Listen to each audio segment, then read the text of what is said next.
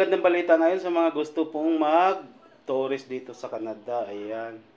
Magandang balita ngayon guys. Pagdating sa immigration dito, hindi na mahigpit. Ayan. Kasi pag biyahe ko dito, pagdating ko ng Vancouver, hindi na po kayo i-check ng immigration. Kaya mahanapan kayo ng mga dokumento. Hindi na po. Katotohanan yan, ako pa nga naghanap ng nagtatanong doon kung saan yung mga immigration, saan nakapisto para ma-check nila yung mga dokumento ko. Ayan, sa mga sponsor, sa mga lahat-lahat. Ganun dati, di ba? Ngayon hindi na. Pagdating ko naman ng Toronto, ganun pa rin. Ako pa rin naghahanap ng saan nagtatanong doon, saan ng banda yung office na immigration para magkaroon ako ng visitor permit, pero hindi na raw kailangan yun. Yun yung kagandahan na ngayon, hindi na mahigpit dito pagdating sa immigration dito sa Canada. Mas mahigpit doon sa Pinas po. Ayan, muntik ako ma-upload doon sa Manila. Ayan, sa Pinas, sa airport, sa Ninoy International Terminal 1. Kasi ang daming dokumento hinahanap sa akin, bank certificate. Ayan. Tapos yung may negosyo ka, buti may dala akong na may negosyo man ako sa Manila. Buti na kumuha ko ng yung tawag ito, certificate, saka yung sa negosyo, nakalimutan ko yung pangalan. Tapos kailangan ready kayo niyan na magkaroon din kayo ng dokumento doon sa sponsor nyo pag kayo pa mag-tourist dito sa Canada. Ayan. Kasi yun po ang mahirap pag nag-tourist kayo sa Canada. Diyan po mahigpit po talaga dyan sa immigration dyan sa Pinas. Kaya kailangan kayo ng kumpletong dokumento tulad ng sa negosyo nyo. Tapos bank certificate, yan. Yun importante, yung bank certificate, yung show money nyo. Kailan makita nila. Tapos kung anong negosyo mo sa Pinas, tatanungin kayo niyan. Dalawang beses ako na interview dyan sa immigration. Akala ko nga ma-upload ako. Tapos sa awa ng Diyos nakano naman. Kompleto naman ako ng dokumento. Kaya lang, dalawang beses ako na interview. Muntik na ako maiwanan ng aeroplano papuntang Korea, tapos Korea to Vancouver. Vancouver to Toronto. Tapos Toronto, papunta na dito sa New Brunswick sa Moncton. Haba ng biyahe ko, 3 araw. Tapos, yun lang po yung pinakamaganda nung pagdating nyo doon ng Vancouver saka Toronto. Wala na po kayong interview sa immigration. Magano lang po kayo doon, i-scan lang yung passport nyo, tapos sa QX, tapos yun na yun. Tatanungin kayo ng guardia doon sa Vancouver kung saan ang punta mo. Sinabi ko dito sa Moncton, New Brunswick. Tapos ilang araw kayo doon. Tapos kailangan po talaga yung may back and forth plane ticket po kayo. Ayan. Kaya pag tourist talaga kailangan back and forth na ticket. PM nyo lang ako kung gusto niyo yung mura na ticket na pang back and forth. PM nyo lang ako guys, napakamura. 1,500 lang yung pabalik na ticket papunta dito. Pabalik dyan sa Pinas. Ayan, laki ang laking discount. Papunta dito ang ticket ko 105,000 sa piso. Ayan, binayaran ko. Sa SM ko yung kinuha. Yung pabalik, sa iba ko na kinuha yun. PM nyo lang ako, sinong gustong pumunta dito, back and forth ang ticket gusto nyo. Yung pabalik dyan sa Pinas na kukunin natin is 1,500 only. Ayan, sa mga gusto. Totoo yung guys, hindi ako nagbibiro. May nagsasabi lang sa akin na ganun ang kukunin. Super legit po. Titingnan naman yun sa immigration sa Pinas, yung back and forth yung ticket nyo. Na yun, subok na yun. Legit po yun. Tapos, ayun na po yung masishare ko sa aking biyahe papunta dito sa Canada.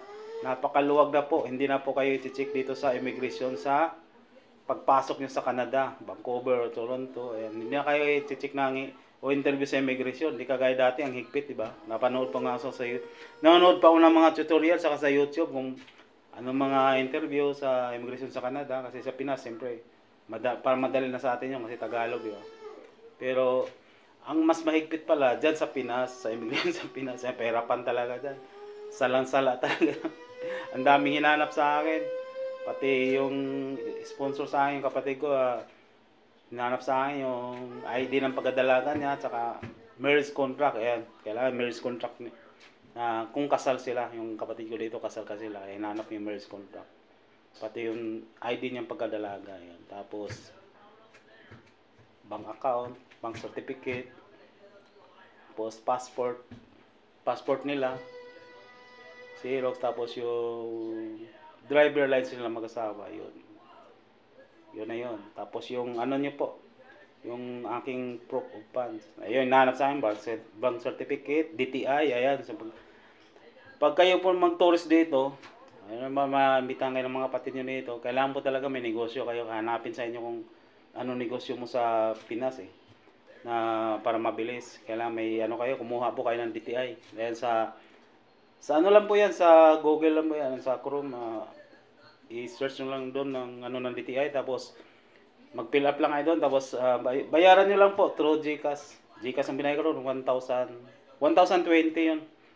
Good for 3 years ba yun? O 5 years. Ayan, yung DTI na yun. Legit po yun, titingnan po yun ng immigration yun.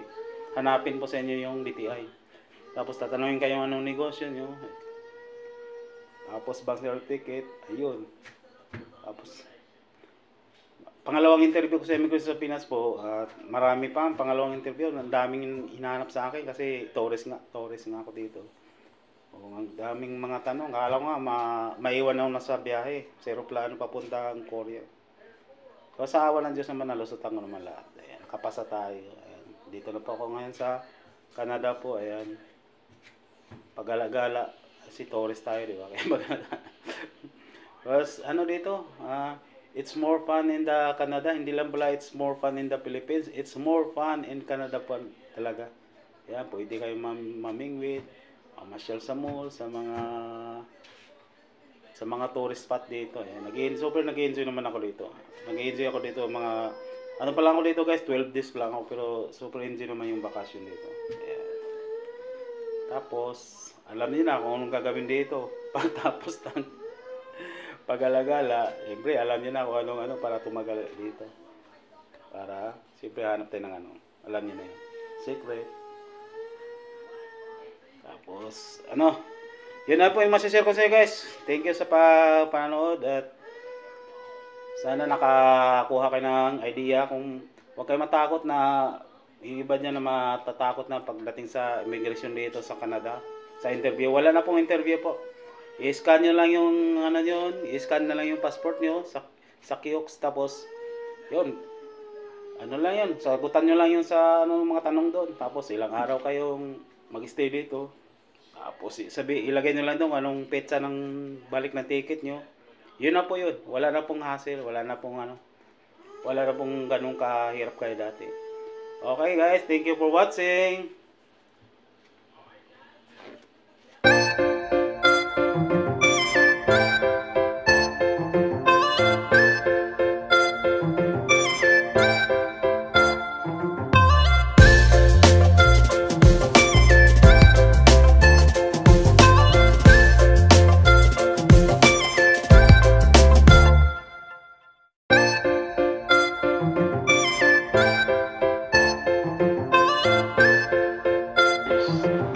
Okay, let's go. Let's go. Hello. Nice garden.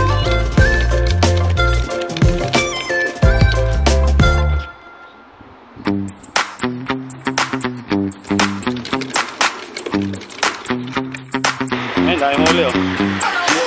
Ah.